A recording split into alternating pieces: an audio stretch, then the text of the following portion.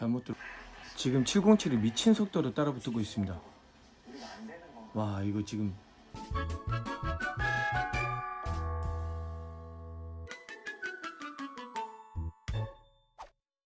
안녕하십니까. 작심 167일차 하루도 빠짐없이 새벽을 달리는 남자 정재민입니다. 오늘은 좀 많이 힘듭니다. 간밤에 우리 채윤이가 고열 40도를 찍어가지고요, 응급실 다녀왔습니다. 그리고 응급실에서 너무 사람들이 많아서 1시간 이상을 대기해야 될 것 같다고 하더라고요. 그래서 컨테이너 박스에서 격리했다가 다시 집으로 돌아왔습니다. 지난 12화에서 UDT가 특전사를 꺾고 결승에 진출한 상태이고요. 박군은 특별 MC로 강철 부대에 합류하였습니다. 박군과 특전사를 응원하는 팬층이 굉장히 두터웠기 때문에 박군과 특전사가 떨어진 이후에 시청률을 보장받을 수 없었을 겁니다. 그렇기 때문에 박군을 기용했을 거고요. 하지만 단순히 그런 이유만으로 박군을 섭외하지는 않았을 거라 생각합니다. 저 또한 강철 부대를 보면서 항상 아쉬웠던 부분이 있었습니다. 그 목마름이 뭐냐면요, 군사적 기밀 유출이 되지 않으면서도 강철 부대 다음화 수포가 되지 않는 선에서 전술적인 이해도가 높은 패널이 한 명쯤 있었으면 어땠을까, 이런 궁금증이 있었거든요. 물론 최영재 마스터도 있었지만 최영재 마스터는 실제 미션에서 관리 감독을 하고 미션을 중점적으로 이끌어가는 인물이었기 때문에 패널로서 이야기를 이끌어가는데 한계가 있었을 거라 생각합니다. 이때 필요한 패널이 바로 군사적인 이해도가 높은 특수부대 출신의 인물이었으면 어땠을까 하는 아쉬움이 항상 있었습니다. 그런 점에서 애초에 박군이 특수부대원으로 참여하는 것이 아니라 메인 패널로 등장을 했었다면 어땠을까 하는 아쉬움도 있지만, 사실 우리가 박군을 좀 더 주목하고 박군의 매력을 좀 더 알게 된 이유는 몸으로 부딪히고 그 안에서 팀원들이 이끌어 나가는 그 지략적인 부분에서 뛰어나면서도 체력적으로도 강건한 이런 매력을 봤기 때문에 박군에게 좀 더 빠졌고, 사실 강철부대를 이끌어온 주 요인이, 주 인물이 박군이 아니었나, 이런 생각을 해봅니다. 어찌되었든 어제 박군을 볼 수 있어서 너무 좋았고요. 하지만 한 가지 아쉬운 부분은 제작진이 분명히 기사를 통해서 특별 MC라고 했는데 패널이었더라고요. 이렇게 낚는 모습은 사실 바람직하지 않습니다. 언제까지 그렇게 가실 건지 모르겠습니다. 이제 결승 한 번밖에 안 남았기 때문에 이제 믿을 일도 없고요, 지칠 일도 없습니다. 4강 토너먼트 2라운드는 707과 SUSU의 1000kg 키워드 미션이었는데요. 이미 두 번의 승부에서 707이 승기를 가져왔었기 때문에 좀 더 편안해 보였습니다.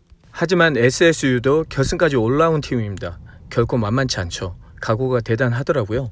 각오를 다지는 부분에서 정성훈 팀장이 주고 이진봉 팀장이 받은 이후에 황충원 대원이 마지막에 웃는 자는 SSU라는 발언을 함으로써 긴장감이 좀 더 고조되었습니다.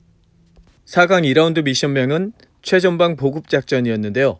제작진은 각 팀들에게 1.5km에 달하는 보급로를 통해 보급품을 전달하는 정도의 최소 정보만 주고 승부는 시작됩니다. 최전방 보급작전은 이렇습니다. 산항 100개를 군용 트럭에 적재한 이후 트럭을 밀어 보급 포인트로 운반하면 무전을 통해 추가 보급품에 대한 정보가 주어지고, 추가 보급품을 획득해 다시 보급 포인트로 운반하여 출발 지점으로 먼저 복귀하는 팀이 승리합니다. 미션 시작과 동시에 이진봉 팀장의 질풍 같은 질주와 지휘 하에 707이 차의 산항을 먼저 싣고 트럭을 밀어 앞서가다가 차량의 핸들이 한쪽으로 기울기 시작하면서 시간을 지체하자 SSU가 추월해 보급 포인트에 먼저 도착합니다. 무전을 통해 추가 보급품을 받으려면 산항을 차에서 모두 내려야 하는데, 이때 늦게 도착한 707의 이무영 대원이 적재함으로 올라가 산항을 바닥으로 던지는 기지를 발휘하면서 707이 재역전을 하고 이진봉 팀장이 무전을 받아 보급품이 있는 포인트로 707이 먼저 이동하게 됩니다.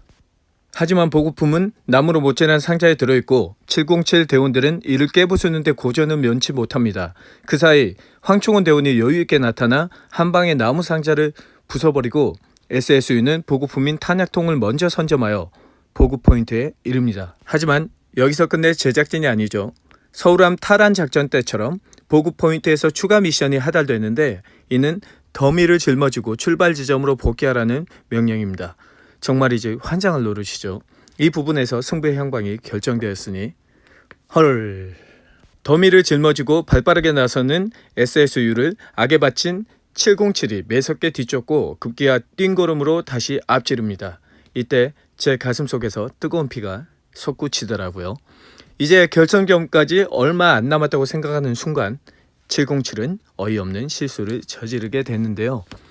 실수의 순간 에너지로 모두 소진한 이무영 대원에게 블랙아웃이 찾아오고 경기는 이대로 SSU의 승리로 끝나는 듯 보입니다. 하지만 이때 이무영 대원이 다시 정신을 차리고 후회가 남지 않도록 끝까지 해보자며 일어서서 팀원들과 함께 달리기 시작합니다. 눈 흰자위가 계속 보일 정도로 체력은 이미 바닥났고 정신 또한 혼미한 상태인 듯 보였지만 그의 정신력은 아직 바닥을 보이지 않았는지 계속해서 달려나갑니다. 이때 눈물이 왈칵 쏟아졌습니다. 그들을 움직이게 하는 원동력은 과연 무엇이었을까요? 한때는 한 국가를 수호하고 대표하는 특수부대원들이었지만 이들은 이제 예비역인데다 예능에서 굳이 이렇게 할 필요가 없는 각자의 삶을 살아가는 평범한 사회인입니다.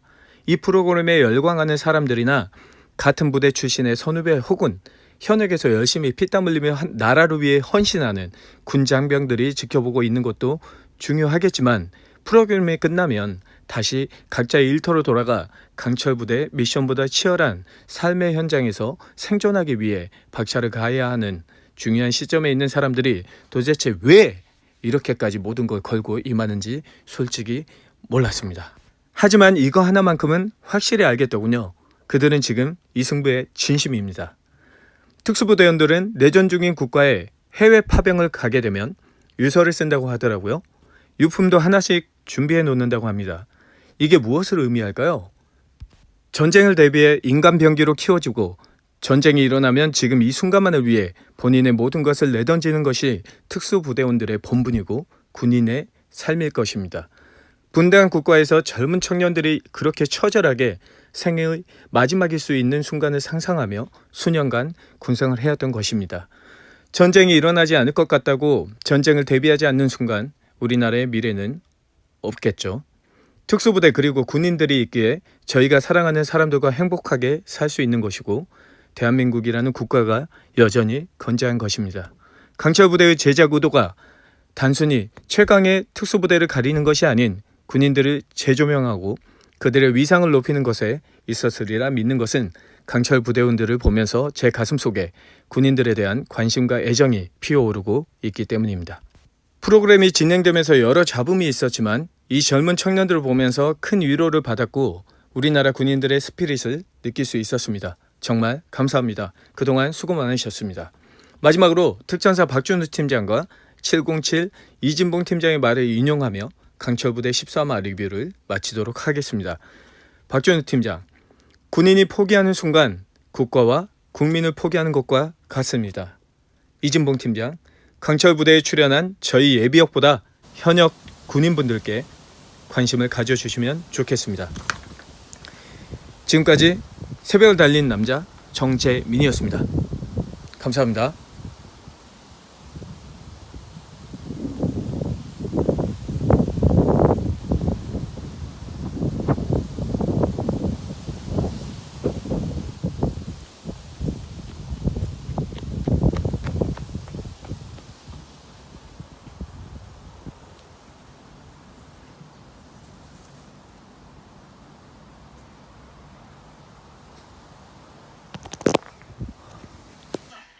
지금 이진봉의 지휘 아래 따라갔습니다. 잘못 들었구나.